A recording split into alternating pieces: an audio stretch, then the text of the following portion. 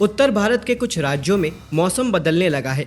UP की राजधानी लखनऊ में जहां हल्की बारिश हुई, वहीं आसपास के हिस्सों में ठंडी हवा भी चली। अगले 24 घंटे के दौरान दक्षिण मध्य प्रदेश, दक्षिण गुजरात, पंजाब के कुछ हिस्सों, हरियाणा, पश्चिमी उत्तर प्रदेश और पश्चिमी हिमालय में हल्की बारिश हो सकती है। मौसम में कुछ बदलाव के बावजूद अगले 4-5 दिनों तक उत्तर पश्चिम और पूर्वी भारत के अलग अलग हिस्सों में कम तीव्रता के साथ लू की स्थिति जारी रहने की संभावना है। मौसम विभाग ने कहा है कि 4 से 5 जून को पंजाब, हरियाणा, चंडीगढ़, दिल्ली, उड़ीसा के कुछ हिस्सों में 7 जून तक और उत्तर प्रदेश, पश्चिमी राजस्थान, झारखंड, बिहार में अगले 2 दिनों तक लू की स्थिति रह सकती है। मौसम वैज्ञानिकों का कहना है कि अगले 24 घंटों में पारा कहीं कहीं सामान्य से ऊपर जा सकता है। पिछले 24 घंटे के दौरान उत्तर प्रदेश के कानपुर में देश में सबसे ज्यादा तापमान 46.8 डिग्री सेल्सियस दर्ज किया गया। राजस्थान के गंगानगर में 46.5 डिग्री, हरियाणा के सिरसा में 46.4 डिग्री, दिल्ली के आयानगर में 45.1 डिग्री, पंजाब के अमृतसर में 45.9 डिग्री और उत्तर प्रदेश के प्रयागराज में 45.4 डिग्री सेल्सियस तापमान दर्ज किया गया। किसान भाइयों को सलाह दी गई है कि दोपहर में अभी भी बहुत जरूरी हो तभी खेत में जाए। लोकसभा चुनाव होते ही भारतीय राष्ट्रीय राजमार्ग प्राधिकरण ने देश भर के हाईवे से गुजरने वाले वाहनों पर लगने वाले टोल टैक्स को 3 से 5% तक बढ़ा दिया है। दिल्ली मेरठ एक्सप्रेसवे और ईस्टर्न पेरिफेरल एक्सप्रेसवे पर टोल रेट में NHAI ने 5% का इजाफा किया है। मासिक पास की शुल्क भी बढ़ा दी गई है। 20 किलोमीटर के दायरे में आने वाले वाहनों को 330 रुपए में अनलिमिटेड ट्रिप दी जा रही थी, लेकिन अब उन्हें 340 रुपए का भुगतान करना होगा। वहीं 20 किलोमीटर से अधिक दायरे वाले वाहनों को 50 ट्रिप के लिए 1820 की बजाय 1865 रुपए देने होंगे। ये टोल अप्रैल में ही बढ़ना था, लेकिन लोकसभा चुनाव के चलते इसे उस वक्त टाल दिया गया था। बरेली में 10 से 15 जून तक बटेर उत्पादन का विशेष प्रशिक्षण कार्यक्रम शुरू किया जा रहा है।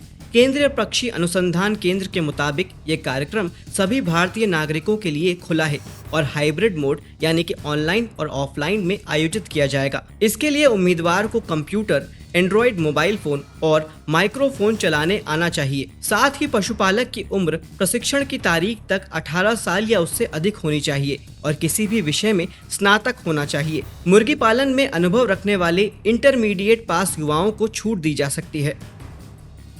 प्रशिक्षण के लिए आपको ऑनलाइन रजिस्ट्रेशन करना होगा।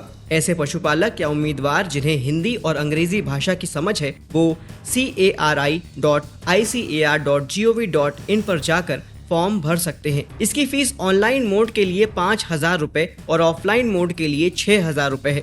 आप इसे SBI शाखा CARI इज्जत नगर बरेली में निदेशक CARI इज्जत नगर के खाते में भुगतान गेटवे के माध्यम से जमा कर सकते हैं। पूसा के कृषि वैज्ञानिकों ने बढ़ती गर्मी को देखते हुए एडवाइजरी जारी की है। कृषि वैज्ञानिकों के अनुसार लू को ध्यान में रखते हुए सब्जियों की नर्सरी, जायद फसलों तथा फलों के बगीचों में हल्की सिंचाई नियमित अंतराल पर करते रहना चाहिए।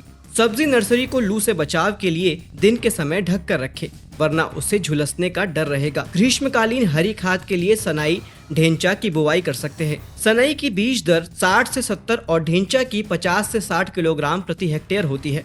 अच्छे अनुकरण के लिए खेत में पर्याप्त नमी होनी जरूरी है।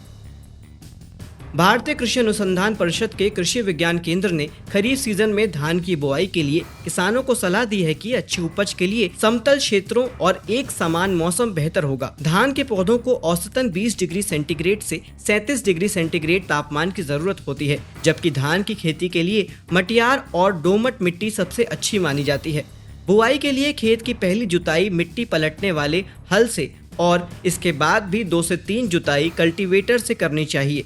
जुताई के बाद खेत की मजबूत मेड़बंदी कर देनी चाहिए ताकि बारिश का पानी अधिक समय तक खेत में रोका जा सके। धान की 1 हेक्टेयर रुपाई के लिए बीज की मात्रा 30 से 35 किलोग्राम बीज पौध तैयार करने के लिए सही रहता है।